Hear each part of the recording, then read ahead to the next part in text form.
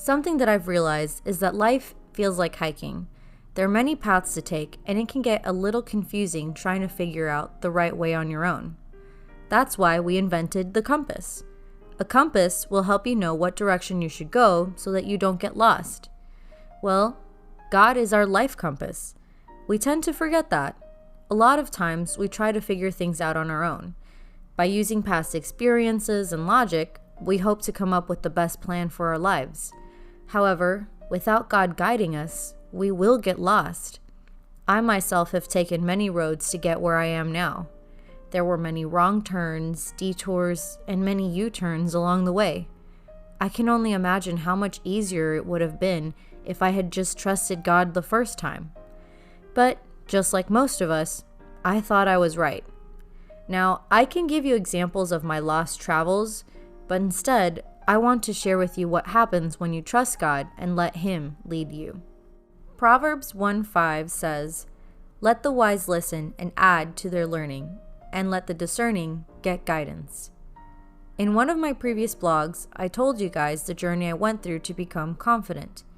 It all started when I was hired at a life insurance company. The process of becoming a licensed insurance agent was hard for me. I went to in-class training and did an online course to become licensed in my state. The final task needed to be licensed is to take the state license exam. Where I live, the closest test sites are always booked weeks in advance. In my case, I had to wait 2 weeks before I could take the exam. When I finally did, I failed by 2 points. As you can imagine, I was both mortified and defeated. I went home ready to quit. However, when I mentioned this idea to Chad, my husband, he encouraged me to take the test one more time before I gave up altogether. The idea of having to wait another 2 weeks to take my test made me feel impatient. So, I decided to pray. Dear Lord, I don't want to wait another 2 weeks for this test. I don't even know if this is where I'm meant to go. If it is your will that I be here, I want to find a test slot for tomorrow. Then I will know that this is where you are leading me. I then went online to check what availability there was. Lo and behold, all other days were filled except for the day I wanted. I even had the privilege of picking any time I wanted to take my test. I remember looking up and feeling reassured that God knew what He was doing. The next day as I drove to my test, I felt fear and doubt creeping into my mind. I'm not the best at taking tests. I can study and prepare all I want, but once the test is in front of me, my mind goes blank. Again, I prayed. Dear Lord, I am afraid. I don't know if I read your sign right. Maybe it was what I wanted to hear. I ask that if this is your will, that I pass the test this time. I ask that you help me remember enough to pass. I can honestly tell you that the test was a blur. As the lady handed me my test, which they give you the test results as soon as you finished, I almost began to cry. I passed by 2 points. It wasn't just that I had passed, but that I was reassured that God was leading me down this path.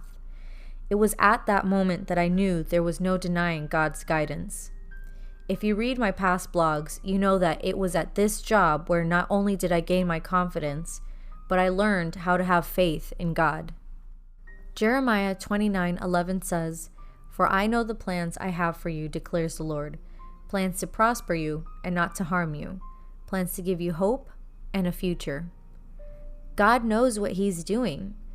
At times, we may not know what He's doing, but He does.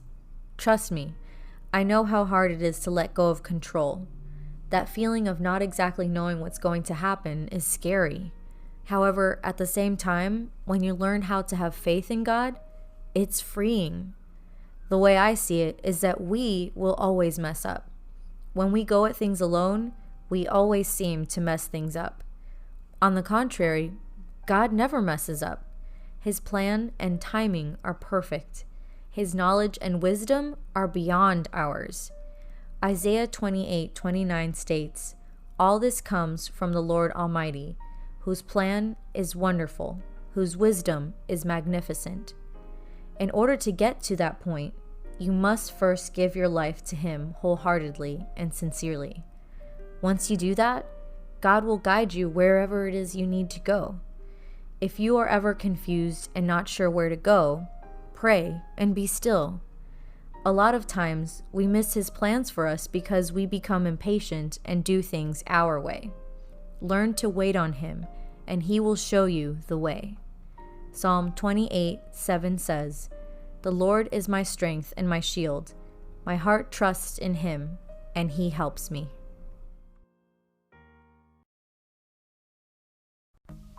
Hey guys, thanks for joining me today.